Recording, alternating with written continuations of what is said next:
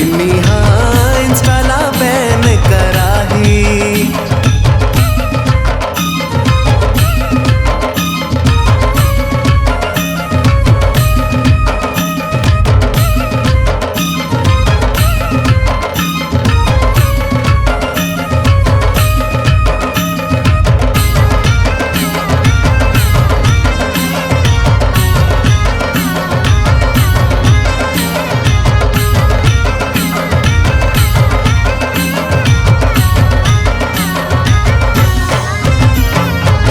लाल गुलाबी रंग में तोला रंगा हूँ, लंगड़क ताल में तोला नचा हूँ। लाल गुलाबी रंग में तोला रंगा हूँ, लंगड़क ताल में तोला नचा हूँ।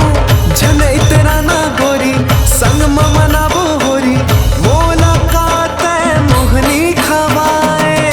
इंस्टाला बैन कराही काटिनी हाँ इंस्टाला बैन कराही।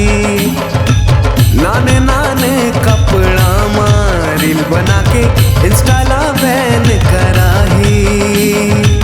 यूट्यूब ला बैन कराही काटिनी हाँ यूट्यूब ला बैन कराही। संगवारी हो नवा नवा गाना सुने बर और देखे बर हमर दीप म्यूजिक चैनल ला लाइक शेयर सब्सक्राइब करे बर बिल्कुल झन भुलाहो। और नवा अपडेट पाए बर घंटी के बटन ला जरूर दबाओ।